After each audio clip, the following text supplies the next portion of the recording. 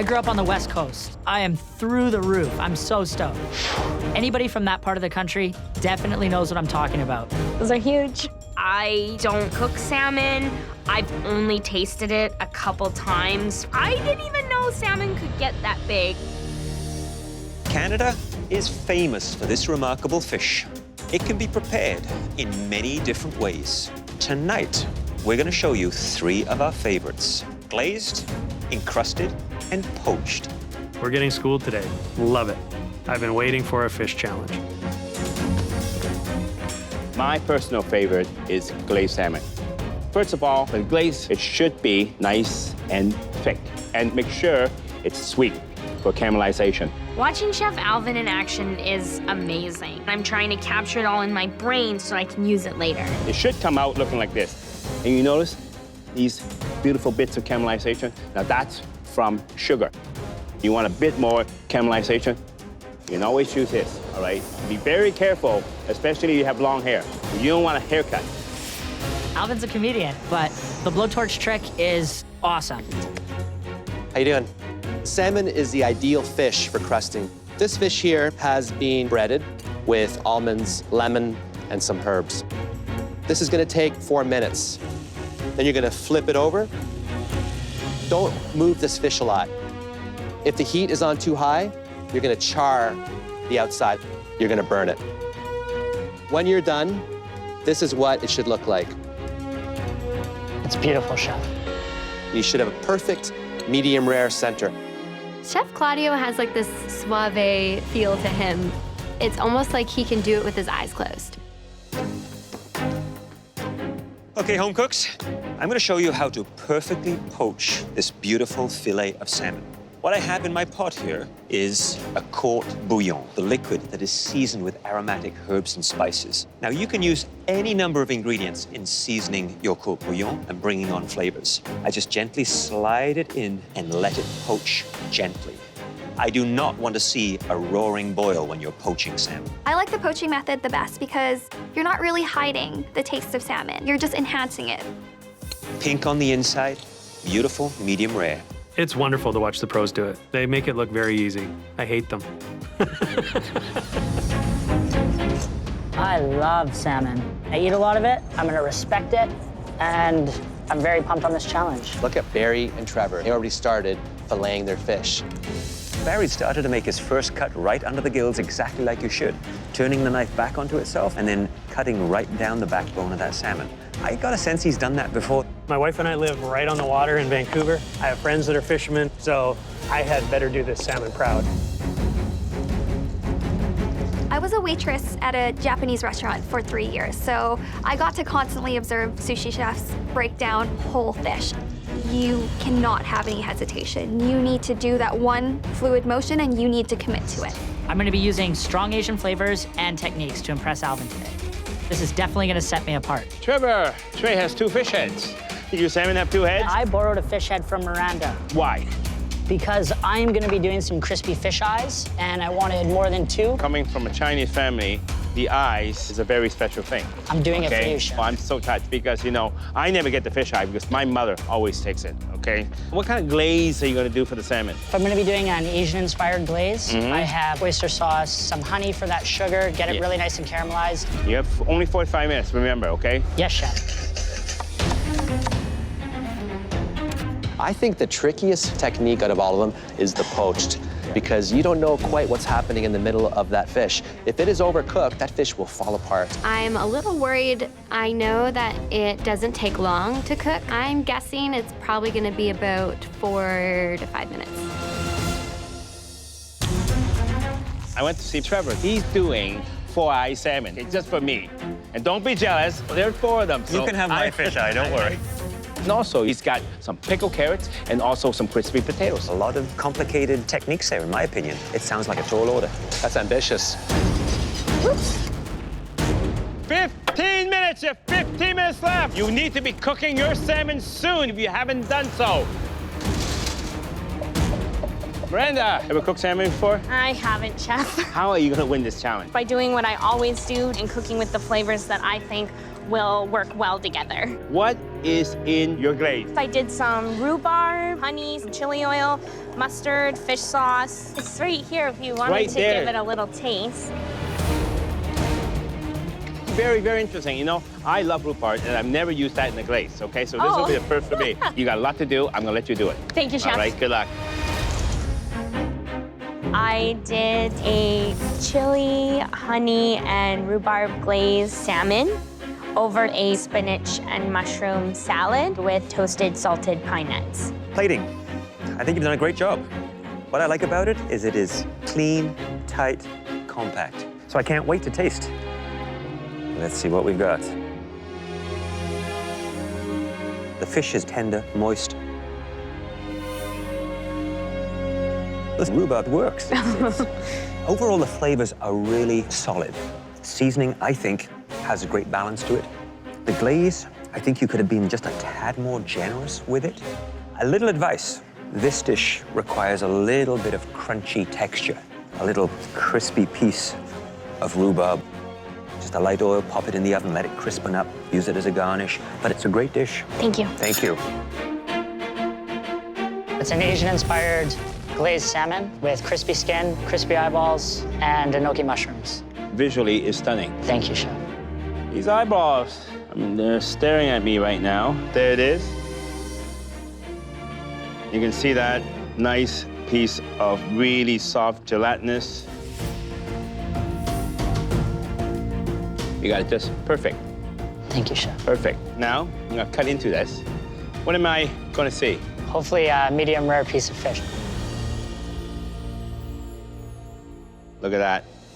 You nailed this one. It's perfect cooked on this salmon.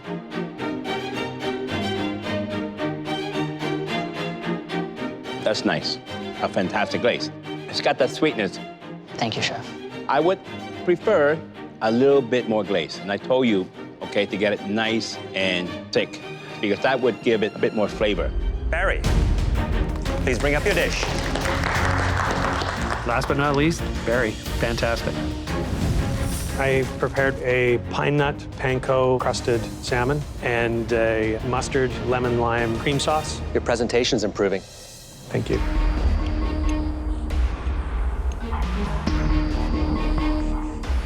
You nailed the cook on the salmon. It does not get much better than that. Let's eat.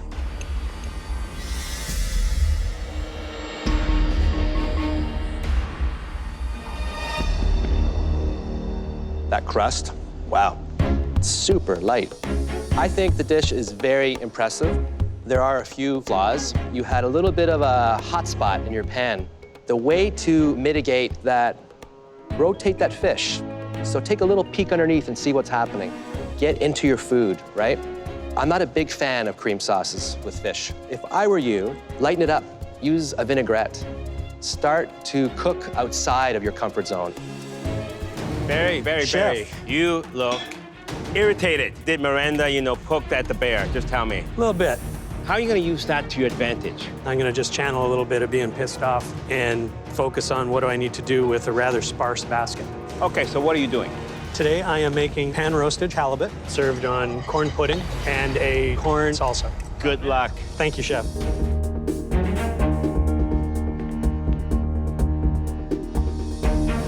I came up with a pan-roasted halibut with a red onion, jalapeno, and lime jam, corn jalapeno pudding, and a roasted corn salsa.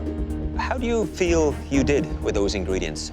10 out of 10. That's pretty confident. Yes, Chef. It forced me to do something I had never done before and techniques I've never used before. Let's have a taste.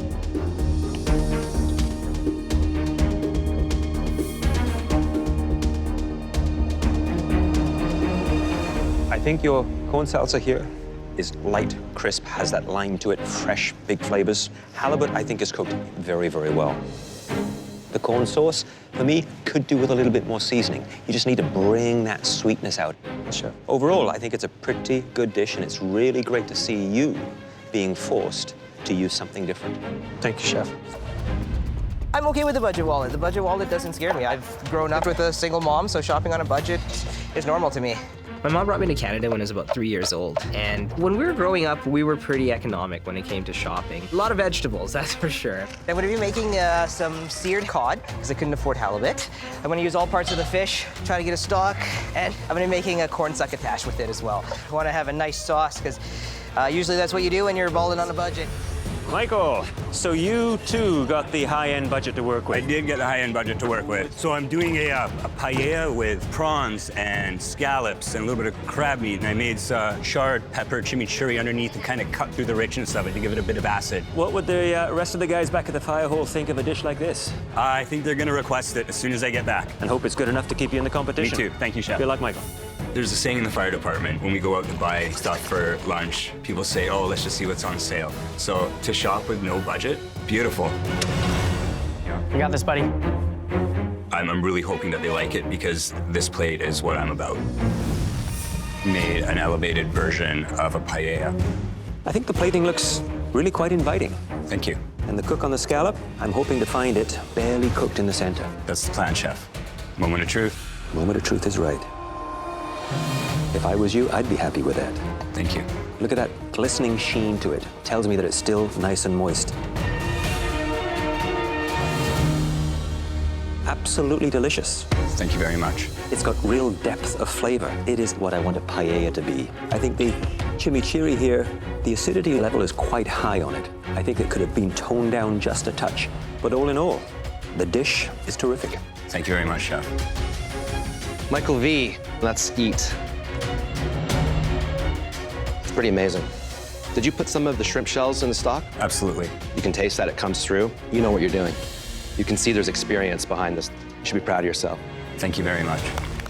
So I've got a piece of cod that I seared, sitting on top of a corn succotash, and I've got on top some zucchini. I was given a budget of $10, so I wanted to use that $10 to show what upscale could look like.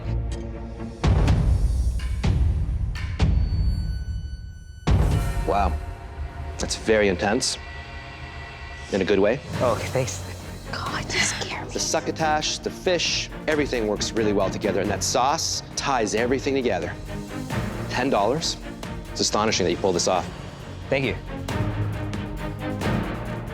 It's cooked beautifully. You used every byproduct of the ingredient possible to compact and intensify the flavors of this dish. Hi there, Jessica. Hi. Nice to meet you. Nice to meet you. So how long has Andy been trying to impress you with his cooking? Andy and I have been together for almost 16 years, since we were only 15 years old. Once I realized that cooking could impress her, I started really pouring it on. It works, doesn't it? It really does. So what are your plans today? Citrus coconut ceviche. Use the beautiful sea scallops, and Jess actually has a cracker built on top of that to play with some texture, and then we're gonna have some height and some beautiful colors with the salad on top of it. I'll let you both carry on, because I can see you got a lot to get done. Good luck. Thank you, Chef. Beautiful. It's such a cool moment to be able to carry this dish up with Jess. To share this with her is amazing. So it's a citrus and coconut ceviche on a bed of dragon fruit, and then Jess tackled a pistachio coconut cracker. Terrific. So you had to reinterpret your East Coast scallops. This is a great little dish. I love the flavors. There's a good amount of acidity there. I think some of that shaved raw coconut in there would have been a nice little touch. It would have added another dimension to it. But I love the colors, love the texture of the pomegranate. Great dish. Congratulations to both of you. Thanks, Chef. So, I like the fact that you have this wonderful crispy component here. Is this your first time making a cracker? It is. Really? Yeah. Wow. Great flavors. Very punchy, great citrus, great pop from the chili. Overall, I think it's a really wonderful dish. I think you were trying to really show off for Jessica. And by the look on her face, I think you've succeeded. Absolutely. Thank you. Will do. Thanks, Chef. I think I deserve a spot in the finale because I'm different than the two other home cooks. My food is really playful. That's completely unpretentious. It's just accessible, but really delicious. We're gonna go for a Korean-flavored Nova Scotia halibut tartare with some kimchi puree and a yuzu custard. It's the flavors from my travels in Asia using Nova Scotia produce. It's a play on kind of all my life experiences here. I'm caramelizing this kimchi to bring out the flavors more. Oh my God, that smells good. I know Mike and Becky are gonna go very traditional, so I'm gonna go the other way, much more bolder, deeper, spicier flavors. Okay, what do we need? Come on. I wanna make sure that they're beautiful bite-sized pieces of tartare, so just making sure that they're all even as much as possible. And yeah, just gotta get through as much as I can, as quick as I can. You know, when you're making a tartare, I really believe that it separates the home cooks from the real chefs. You have to have impeccable technique. Those knife skills have to be very sharp, very clean cuts. A nice dice, not chopped. Come on, come on. At Andy's Halifax Hawker House, the guests have been served his Korean spice Nova Scotian halibut tartare with caramelized kimchi and yuzu curd. Let's dig in. Well, I can tell you one thing. It does look like something that you would get from a hawker stand. But you know, this is a pop-up restaurant. I would like to see a little bit more refinement in the presentation. He loves to work with Asian flavors. I think he's nailed the halibut. I love the flavor of it. However, I think the caramelized kimchi was a mistake. It overpowers the delicate flavors of the halibut. He was a little heavy-handed. He needs to pull back a little bit and find the balance. I thought it was very creative, absolutely beautiful plating. The balance between all the texture, the sweet, the salty, the spiciness was amazing. We took pictures. We're definitely going to share it on our blog, so I think it was great. I would give it a 9.5. The protein is shrimp. I picked you, so I know you've got this. Now, prove it to these two. Home cooks, are you ready? Yes, chef! Your 45 minutes starts now!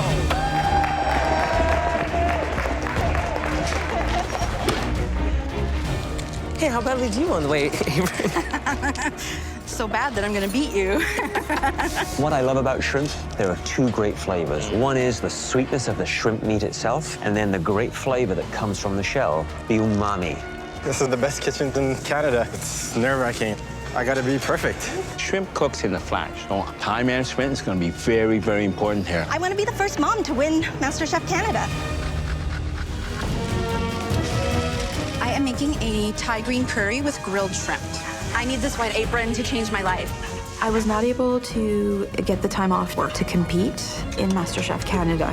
So I quit. It's done, and here I am.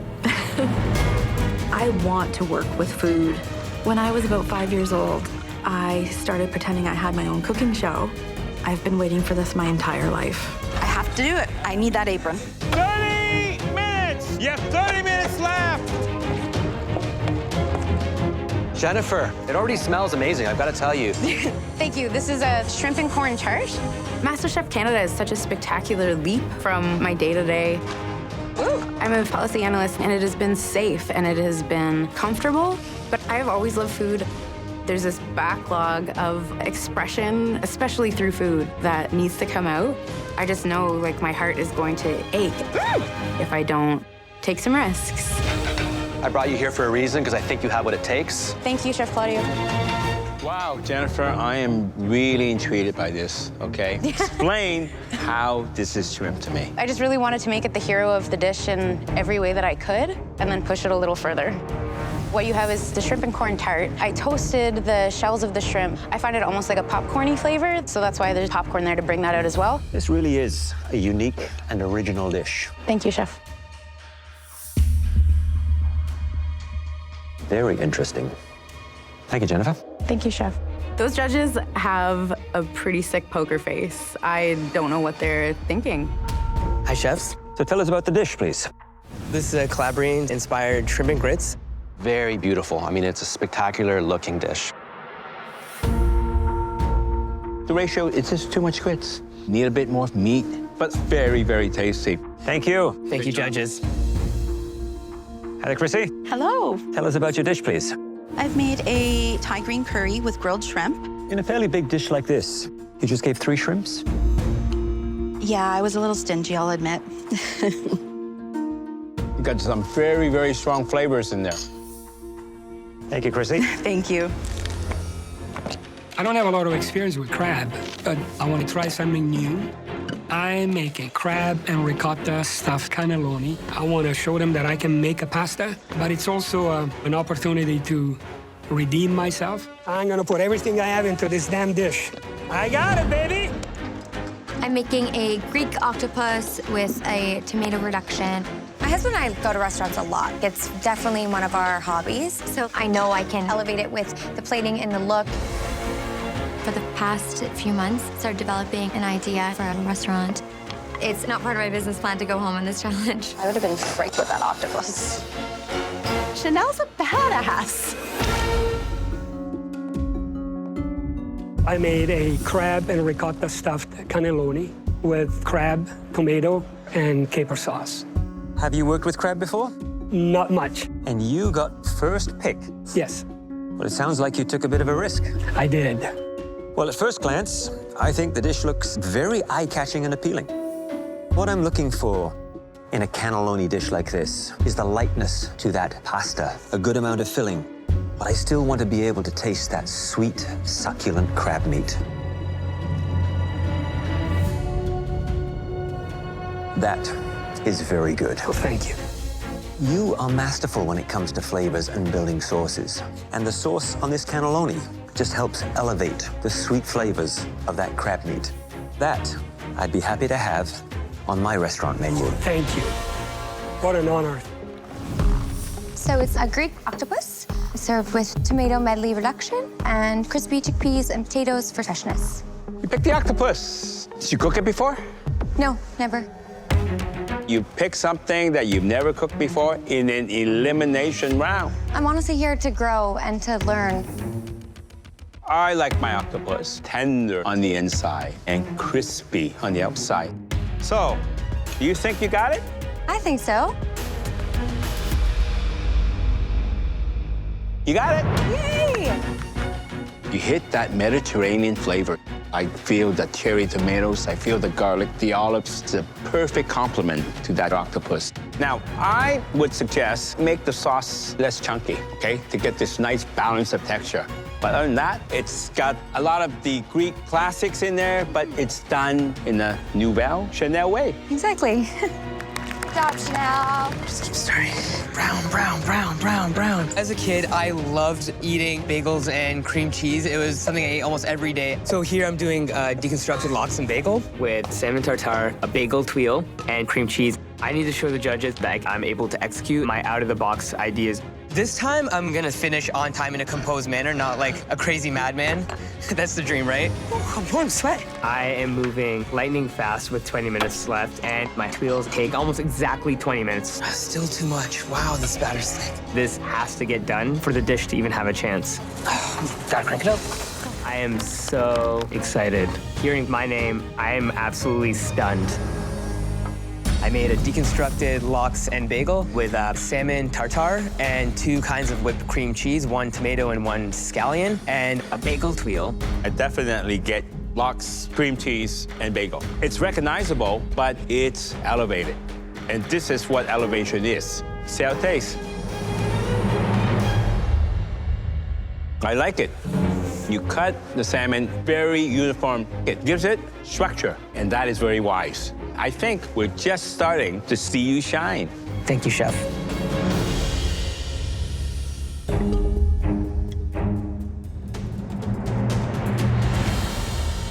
Great cracker, lovely creaminess to that cheese. Definitely get the tomato, the onion, the dill, the capers. I think the salmon could have done just with a touch more seasoning and just a little bit more acidity. Today, you took a quantum leap forward. Thank you, Chef. Nicely done. Thank you. Jennifer is eating up a lot of valuable time right now butchering her fish. This feels embarrassing to say, like as someone who comes from the East Coast, but I've literally never filleted a whole fish before. Hi there, Jennifer. Hello, Chef Micah. You got given the fish, Yes, I did. and you spent a fair bit of time removing the fillets. Yes, I did. I am making an ebi sudai carpaccio. I'm going to be deep frying the body as well and serving the carpaccio in the body. On the carcass. Yes, yes. That sounds a very interesting and unique presentation. Do you think this could be a bit of a do-over after those fish cakes? Maybe. I'm excited for the opportunity to work with fish again. I love the positivity that you bring to every challenge. Thank you so Good much, luck, Chef. and use that time wisely. Yes, Chef. This abalone is very tough. It's like rubber. So I know I have to really break down its fibers or else it's just gonna stay rubbery. Chanel. Hi, chef. So getting abalone Yes. from Chrissy, do you think that was a gift or was that something to maybe trip you up? I'll take it as a compliment that she wanted to give me a challenge. This is a very difficult ingredient to work with. You have to elevate it, make it shine. Yes. So tell me what the plan is. I really wanted to go Japanese, so I'm doing sushi rice. I'm gonna do kale gomai, and then I'm gonna do the panko crusted abalone. Hopefully it'll be tender and tasty. Hopefully. This is, hands down, the most nervous that I've been, because it's a whole carcass on a plate, and that's all. This is an ebi sudai carpaccio, and I've made a sauce with some chili, lime, garlic, ginger, and cilantro, and I've served it in the fried body.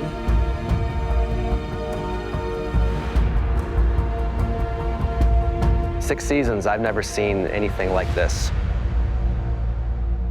That's a good thing. Oh, okay. Thank you, chef. It's pretty amazing. The seasoning, it's just perfectly balanced. Wow. Last challenge, you struggled. This challenge, you're back in the game. You have incredible skill. Thank you so much, chef. You know, you hit it on the spot. The texture was perfect. The way that you preserve and reuse the carcass of this fish, I am deeply touched. Because Asians don't like to waste anything. This is how we are so crazy rich. Now, you know, in Asia, only the honored guests of the table gets to sink their teeth into this. The eyeballs. Today, I think the person to be honored is you. Are you sure?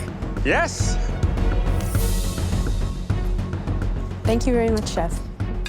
You have certainly honored this beloved Asian ingredient. You did it justice. I'm touched. Thank you, chef. So I did a crispy sushi rice, a kale gomai, and then I did a panko abalone. The presentation, it's very neat. So, abalone, it's a luxurious and beloved dish in Asia, especially Hong Kong. The cook has to be perfect. The abalone, you got it. Good. Perfectly seasoned and very tender. It's got that nice crunch. The sushi rice, that is almost perfect.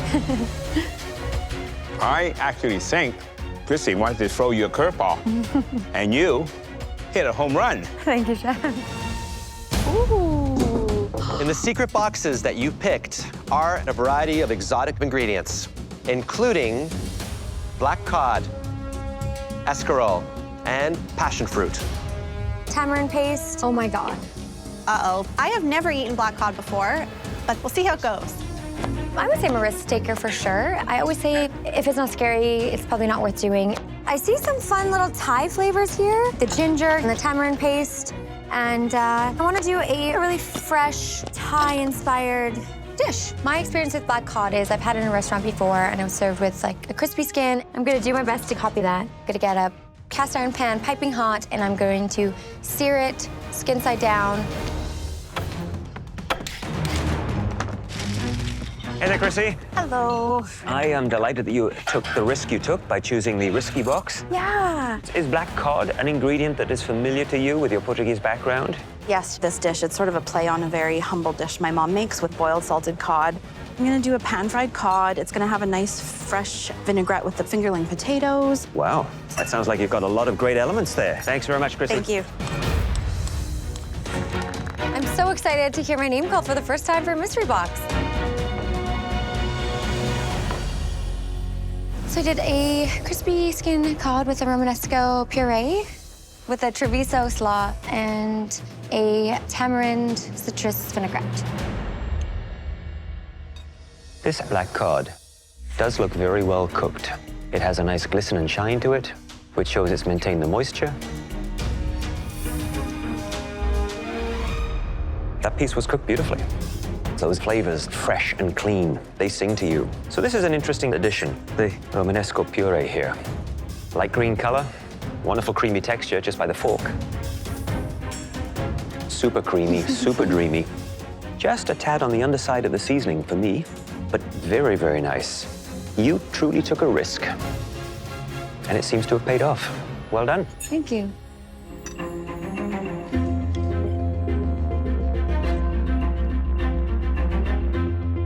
You know what the star of the show is here?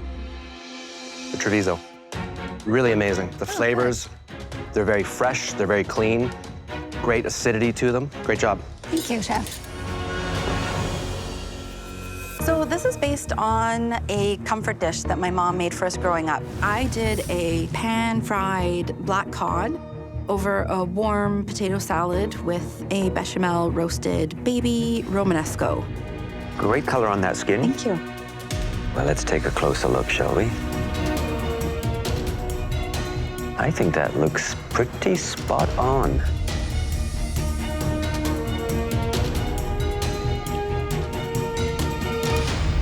That black cod is delicious. Hey, thank you. There's lots of good flavors. Yes. And the little Romanesca, like little mountains peeking out of the pot here. Feels a little on the underdone side. Okay. Wow, I think it is the sauce that really accents the flavor of it. Yay. Great flavors. Thank you. Good technique. Everything is different on the plate, but yet when it comes together, it seems to work extraordinarily well. Very impressive, very impressive. I like the presentation. Thank you. You chose a risky box. Yep. But you took a lot of your childhood memories. Yes. Potato salad with vinegar. Perfectly cooked. Love the texture. Thank you. Seasoning is well balanced. I think in this challenge, you took a risk and you played it safe. Yeah. And I think that's a very, very good strategy. Thank you, Chef. Good job.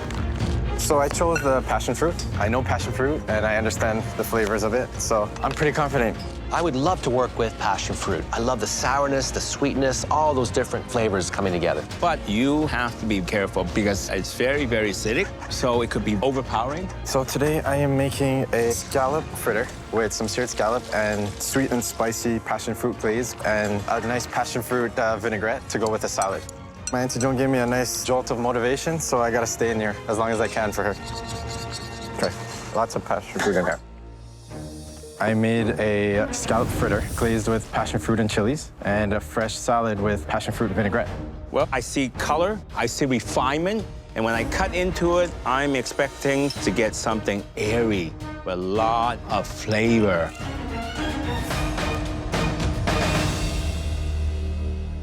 I'm getting exactly all of that. Wow. It's crispy on the outside, fluffy, and tasty on the inside. The passion fruit has such a big punch of flavor. This is restaurant quality. Thank you very much.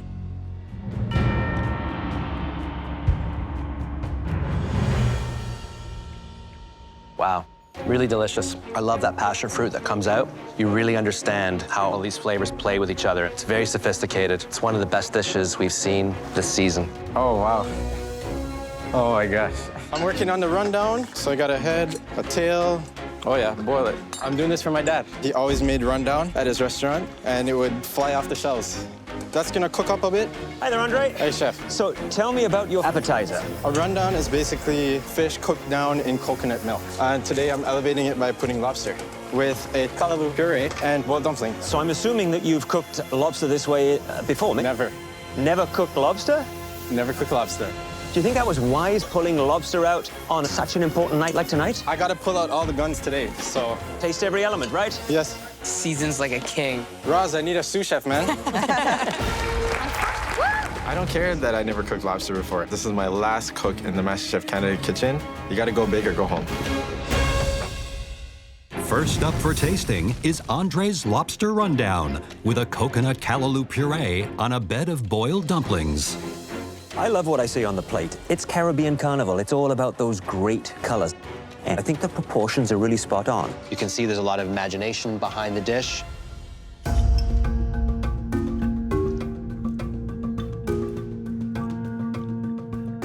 It's a good balance of savory, sweet, bitter, and you can identify it all. Nothing is overpowering each other, which is very, very important. You can see the lobster is perfectly cooked. I can't believe this is Andre's first time ever cooking a lobster.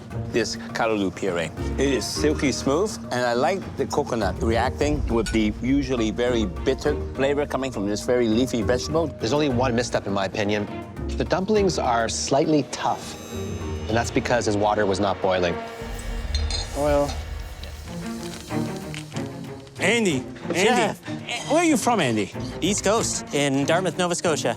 And your biggest nightmare is the lobster? Have you considered moving to Calgary? I've practiced a lot of lobsters at this point. That disgusting lobster dish from season 5. I feel like I'm drinking seawater. I'm blown away that I served this. So what are you gonna do with that lobster? We have a butter poach going here. We're gonna do a really deep, beautiful, smoky cream sauce. I've got some dill oil, I've got some buttermilk biscuits. You would never have a lobster without a biscuit back home. I see the confidence. Good luck. Thank you so much. I'm making monkfish sinigang. It's a traditional Filipino dish of tamarind paste and fish sauce. The last time I cooked monkfish, Chef Alvin told me that I did not treat the protein properly because it's considered poor man's lobster. That's like using filet mignon in a stew. I have to tie the monkfish so it stays round while I cook it. Feel good, I'm ready to redeem myself with this dish. Uni is very delicate, so I'm gonna treat it very nicely. So today I'm gonna be making a amos bosh. I'm gonna have it with uni butter and coconut noodles. And instead of rice, I'm gonna have rice paper. And I'm gonna fry it so it's nice and crispy and make a cup out of it. Okay, well listen, good luck. I'm excited to see what you do. Thank you, Chef. Andy, please bring up your dish. All that's going through my head is, Andy, did you overcook that lobster? Did you?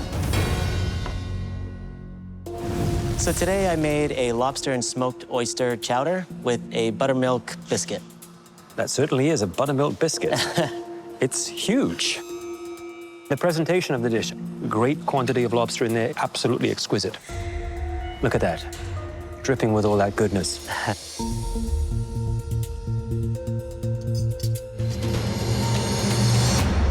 The lobster is spot on.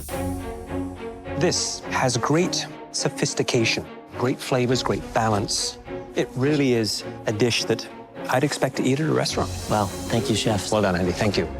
Thank you.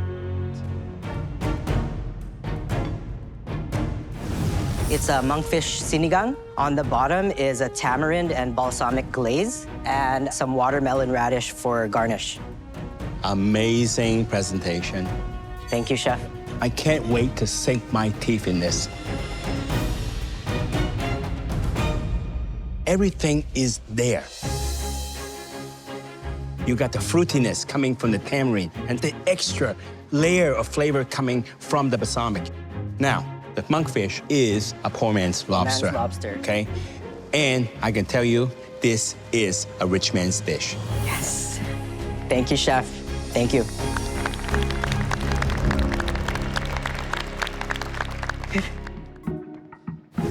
I made a pickled guava skin and uni butter coconut pasta. I mean, this is a complete change from what I saw last time. Beautiful presentation. I love the colors. I love the natural feel. I really love that. This is wow. I love the different textures. You got the crunch coming from the cracker. You got the silky smooth from the sea urchin. Yeah. And then that pickle gives it a bit of acidity, gives it a bit of freshness. You got the full balance in here.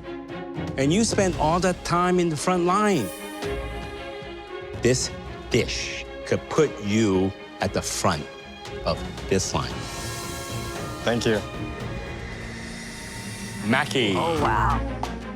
Oh. That's so intricate.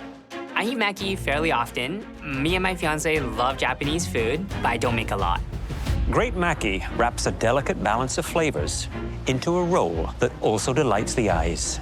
We want your maki customized to reflect your personality. Oh, wow. Your roll must be in the urumaki style, which means it's rolled inside out with the rice on the outside. At least one of your fillings must be a tempura element. And it must also have a thinly sliced ingredient of your choice as a topping. Hey, Jen, how are you? Oh, I'm a little frazzled, but I'm gonna get it done. How are you going to personalize this mac? I really like a poke bowl, so I decided to take some fresh red tuna and marinate it in some soy sauce, togarashi, ginger, and a little bit of sesame oil. Just focus on each task. You have what it takes. You know that, right? Damn right I do. 1 minute. You only have 1 more minute left. Get the toppings on. Go. Come on, guys, let's go. Come on. Use the 1 minute. Andy, you gotta start plating. You gotta start plating. Nice, Jen. Thank you. 30 seconds. Get those maki onto a plate. Do this. Come on, guys, let's go. Trim that down, Marissa. That's gonna be big. 10, 9, 8, 7, 6, 5, 4, 3, 2, 1. Hands up! Good job, guys. Wow, good for you. Hi, Jen. Hi, Chef Alvin. So I made a ginger soy tuna roll, and I put some crispy asparagus tempura just for a little bit of crunch.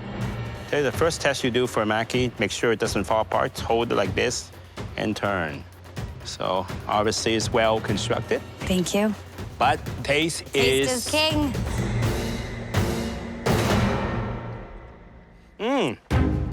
I like it. I think it's got nice flavor coming from the tuna. Thank you. It's well seasoned, maybe a little bit more filling. Okay.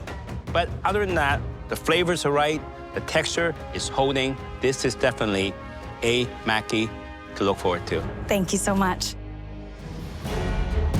I got tomatillos and tortilla press. A tomatilla is like a tomato, but it's more sour. I am going to be making a deconstructed tostada, so it's almost like a tostada flipped upside down. I just love these Mexican flavors. I grew up with them. My family always ate Latin American food. Using my tortilla press to make tortillas. Then I add my halibut and my tomatillos I'm roasting down so I can make a beautiful green sauce. All the flavors are there.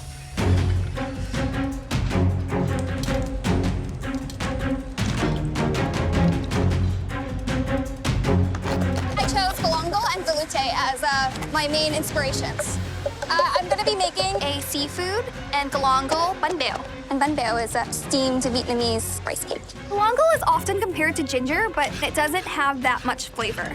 I'm using galangal in my seafood stock, my fish and shrimp marinade, and in my bun bao. When I cook Vietnamese food, I'm thinking about my mom, because she's the one that cooked us all of our Vietnamese home dishes growing up.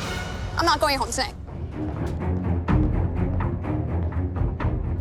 I chose the tortilla press and the tomatillos, and my dish is a toma tostada inversion. Well, I have to tell you, you really captured the essence of modern Mexican cuisine so beautifully. I'm curious to see what it tastes like, though. Fingers crossed.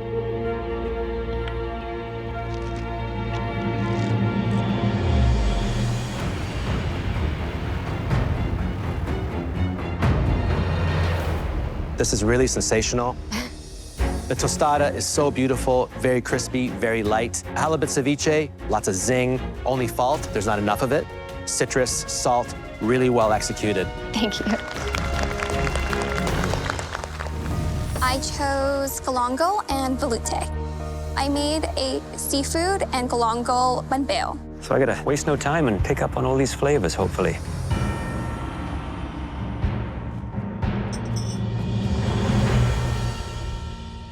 You know how to cook shrimp. It's been cooked with a great deal of care, passion, and intelligence, smarts. Boy, oh boy, the umami level in your velouté is amazing. And the shrimp are so beautiful and sweet. And the galangal, it just sings. It's a great dish. Well done.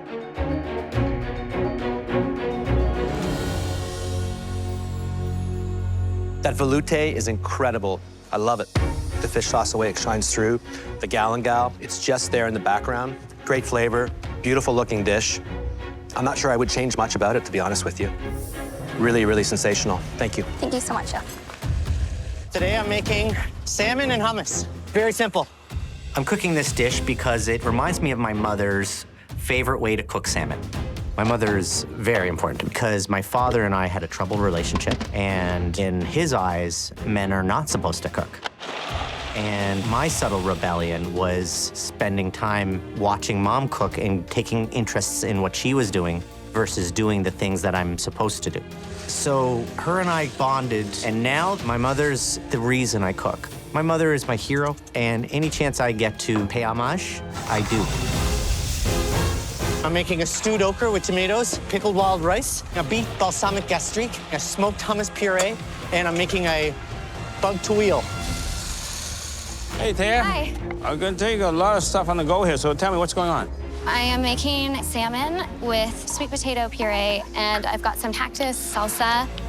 I'm choosing the salmon for my mother-in-law. My mother-in-law lives in Houston, Texas, and she came up to Vancouver Island, and she is obsessed now with salmon. Just trying to temper the chocolate so it doesn't melt all over the place. I just took it off, and I'm gonna add a little bit more chocolate, and once it stops melting, then that means it's tempered, and then I can add my crickets in. Tempering chocolate is a huge time waster. You have to pay attention to it, and I'm getting behind on all my other components. Am I gonna have enough time? I don't know, but I don't want to play it safe, so this is what I gotta do. Thea is using the chocolate mork to cover her crickets. That's risky. If it pays off, though, it's going to be delicious. We're making some chocolate crickets. At least they're dead now. I did a pan-seared salmon, tempura'd squash blossoms, some puffed wild rice, sweet potato puree, and I dipped the crickets in the chocolate. It's kind of like the mud in a forest. You know, you got little bugs in the mud. I think this plate looks terrific. It's certainly restaurant quality plating. It looks inviting. It looks colorful. And what was the cook you're hoping for on this beautiful piece of salmon? I'm hoping for a medium rare. Is that what I'm going to see here, Taya? I sure hope so. Well, let's see. If I overcooked this salmon, I'm basically buying my one-way ticket out this door. Look at that. That is as close to medium rare as I think you could have gotten it. That salmon tastes as if it was just pulled out of the ocean. It is so fresh, so clean, and so natural. That sweet potato sauce, it makes the perfect backfill for a salmon dish like this because it adds that next layer of sort of creamy mouthfeel. It's a cook that shows incredible promise. Thank you. I've never had chocolate-covered crickets on salmon. I would never combine chocolate and salmon, but I'm glad you did. It's a really great balance. It's unexpected. The one thing I have to comment on is the fish, I believe, is under-seasoned. You could use a little more sea salt. Definitely not perfect, but bold. Thank you. Today I've prepared for you cricket-crusted salmon and chickpea puree. I pickled the wild rice in fennel pollen and the grainy mustard, and I made a beet cricket to wheel to garnish the plate with. The presentation is really terrific. It is eye-catching, colorful, intriguing. So I'm delighted to see that you've been able to up your plating game. Thank you, Chef. The cook on the salmon, what are we hoping for? Medium rare. Let's see if you achieved that.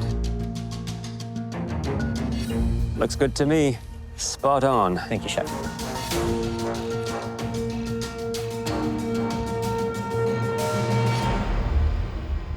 It's a delight to eat. It really is.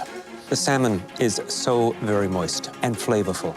And your hummus has a nice Middle Eastern, North African flavor to it. And just that hint of smokiness. Really well executed, and you should be proud of yourself. Thank you, Chef. I was very happy with this dish. It's a beautiful dish. Thank you. Really well executed. That hummus is so light. I taste your heritage in it. I taste the drive that you have right now, the focus. I'm here to win, Chef. Head back to your station. Thank you, Chef. I'm working on the second course. I'm gonna be making a stuffed seafood dumpling. This is my first savory dumpling dish here, so this is how I make my money. Taya's already had a chance to make a stuffed pasta in the vegan challenge, but I haven't had a chance to showcase a savory stuffed dumpling pasta yet, and I really want this opportunity to do so. May, I believe you're responsible for the next course. I am. I haven't had a chance to express myself with savory dumplings yet, and I really hope that they see that this dish is unique. I always like to put my own spin on things. I'm very sorry for the messy plates. Thank you. Looks amazing, really. May, please describe your dish. So I made a lobster and spot prawn capelletti. I also made a seafood stock out of the lobster shells and the shrimp shells. And then I made a chili oil with prawn heads. And then I just finished it off with a touch of miso and a touch of yuzu in there for some flavor complexities. It smells really good. Thanks, Taya.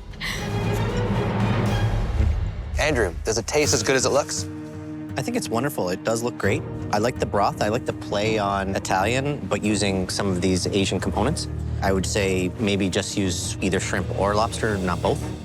I do agree with Andrew. I think either spot prawns or lobster, maybe just lobster in this case would have been better, especially with the spot prawns cooked texture can become a little bit mushy sometimes because of its delicate nature. Beautiful presentation as always, May. I like all the flavors. The yuzu is really surprising. The broth is delicious. Texturally, I would have liked a little bit more like chunks of lobster in there. I like that bite. I actually agree for the most part, most of the critiques about my dish. It's a very strong dish, May. You got some very strong components in there. Broth is beautiful. You should not have used the two to do filling. Spot prawn, I would never try to overcook it because it gets very mushy. Other than that, not enough caviar, but that's me, Rich Alvin. I enjoyed the dish immensely. The flavors, the taste, the texture. I do share Alvin's comments. I'd like a little more caviar on it. I think, May, you keep surprising us with your level of skill. The pasta is perfectly rolled. With regards to spot prawns, I would have just laid those on top of the pasta and then draped a little bit of the hot chili oil on top of them and lightly cooked them, just kind of kissed them with the oil, and you would have a masterpiece. Thank you, Chef. For my appetizer, I'm making a spot prawn ceviche served with a Thai coconut soup ice cream, which is going to act as the soup of the ceviche. So as it melts, it keeps your ceviche cold. I'm doing this appetizer for my fiance because we were supposed to have a destination wedding in Thailand. So since we couldn't, I'm going to try to bring a piece of Thailand to my appetizer today.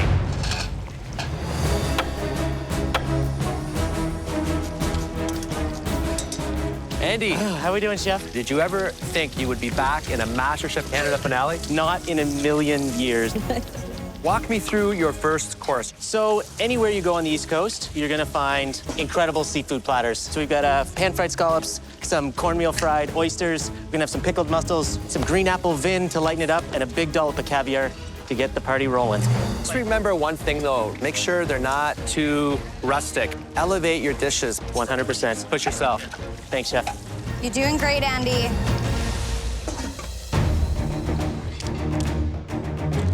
So hot in this jacket. I'm doing a snapper crudo with crispy skin, and then I'm doing a whey cucumber foam and a compressed cucumber with lime. Snapper is something that is very common on Vancouver Island.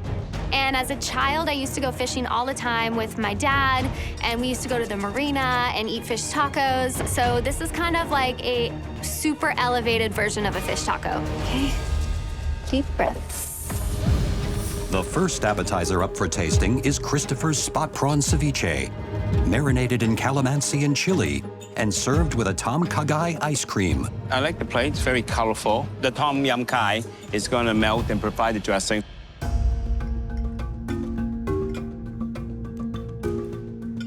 These flavors are super dramatic. It is really about the tom gai being so icy cold and super refreshing with a little bit of heat to it.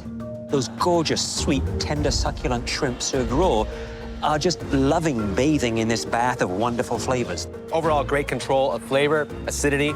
I wish there was a little more of the calamansi dressing because it had wonderful depth of flavor, but you needed more of it to cut through the heaviness and the richness of the coconut. The next dish up for tasting is Taya's, a red snapper crudo with a buttermilk whey foam, masa tuile, and compressed cucumbers. You know, I like the presentation a lot. I think the foam is perfectly executed. I like the cucumbers, the way they're just these little wafers. And I like the way she charred the top of the skin. That was a really nice little finish to the dish.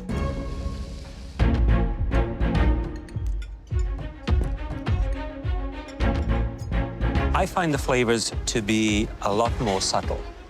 There's a little punch from the jalapeno pepper, but for me, it is lacking just a little bit of simple sea salt I love the way that the acidity, the chili is coming in from oils, in foams. The flavors are coming in different directions. Good concept, love the presentation, and it's innovative.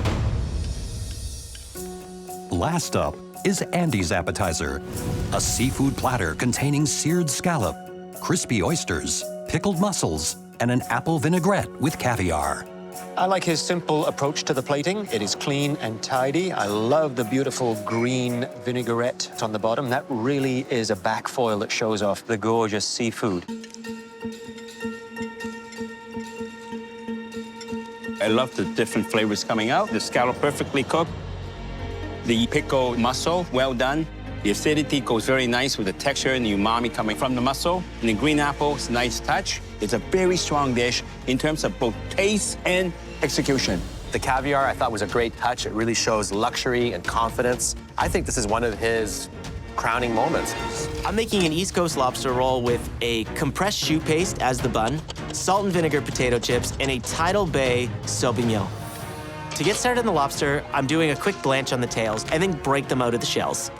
Next up, I'm placing my lobster tails into a vac pack, and then I add in tarragon, butter, white wine, salt. The lobster roll is Nova Scotia, and I'm so excited to be able to elevate this so that the judges love it too. The first entree up for tasting is Andy's, a lobster roll on a compressed choux bun with salt and vinegar chips and a white wine Sauvignon. I love the presentation. He has basically taken apart the lobster roll, put it back together again, but in a beautiful way.